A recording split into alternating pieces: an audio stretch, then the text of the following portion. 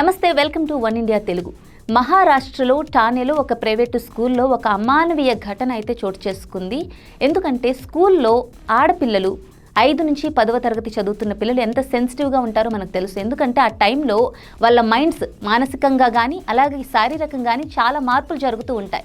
ఈ నేపథ్యంలో పేరెంట్స్ కూడా వాళ్ళ పట్ల కొంత జాగ్రత్త వహిస్తున్న పరిస్థితి ఉంటుంది. అందువల్ల వాళ్ళు మానసికంగా చాలా సెన్సిటివ్గా స్కూల్లో ఉన్న పరిస్థితులను వాళ్ళు అర్థం చేసుకోవడానికి చాలా టైం తీసుకుంటారు. ఎవరైనా ఏమైనా అన్న తొందరగా ఫీల్ అవ్వడం, ఇలాంటి పరిస్థితుల్లో ఉంటారు. అందువల్ల 5 నుంచి 10వ తరగతి చదువుతున్న పిల్లల్ని చాలా జాగ్రత్తగా పెంచుతారు పేరెంట్స్.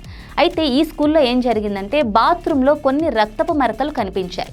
ఈ నేపథ్యంలో అక్కడ బాత్రూమ్ క్లీన్ చేసే సిబ్బంది ఏదైతే ఉందో ఆ సిబ్బంది వాటిని ఫోటోలు తీసి ప్రిన్సిపల్ దృష్టికి తీసుకువెళ్లారు. నిజానికి రక్తపు మరకలు కనిపిస్తే ఏం చేయాలి? సిబ్బంది వాటిని క్లీన్ చేయాలి, అంతే వాళ్ళ పని. అంతేగాని వాటిని ఫోటోలు తీసి ప్రిన్సిపల్ వరకు తీసుకువెళ్లాల్సిన సీరియస్ మ్యాటర్ కాదు. ఒకవేళ తీసుకువెళ్లారే అనుకోండి, ప్రిన్సిపల్ దాన్ని ఏ విధంగా హ్యాండిల్ చేయాలో ఆ విధంగా హ్యాండిల్ చేయాలి. కానీ అక్కడున్న ప్రిన్సిపల్ చాలా విచిత్రంగా హ్యాండిల్ చేశాడు. అందులోని ఆ ప్రిన్సిపల్ ఒక మేల్ ప్రిన్సిపల్, ఫీమేల్ కూడా కాదు.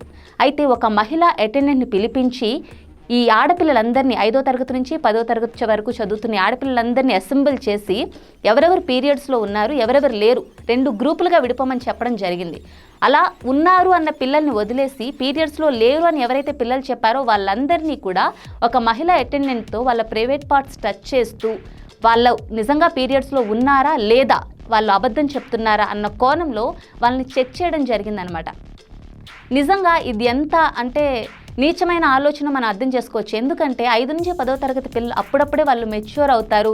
అప్పుడు వాళ్ళకి అంతగా జాగ్రత్తలు తీసుకోవడం తెలియదు. వాళ్ళు పెరుగుతున్న కొద్దే అవన్నీ తెలుసుకుంటూ ఉంటారు. అలాంటి పిల్లలు ఏదో బాత్రూంలో ఒక రక్తపు మరక కనిపించినంత మాత్రాన అది క్లీన్ చేయాల్సింది పోయి ఒక ప్రిన్సిపల్ పిల్లలందరినీ కూడా ఆ విధంగా అవమానించడం నిజంగా సరైన పద్ధతి కాదు. అయితే ఈ విషయం కాస్త ఆలస్యంగా వెలుగులోకి వచ్చింది. ఇది మంగళవారం చోటు చేసుకుంది. బుధవారం ఈ పిల్లలందరూ కూడా ఇంటికి వెళ్ళి వాళ్ళ పేరెంట్స్తో ఈ విషయాన్ని షేర్ చేసుకోవడం, పేరెంట్స్ అంతా కూడా స్కూల్ ఎదురుగా వచ్చి ధర్నా చేయడం జరిగింది. పోలీసులు ఈ విషయంలో కేసు నమోదు చేసి మొత్తం ఈ స్కూల్ యాజమాన్యం మీద అయితే కేసు నమోదు చేయడం జరిగింది.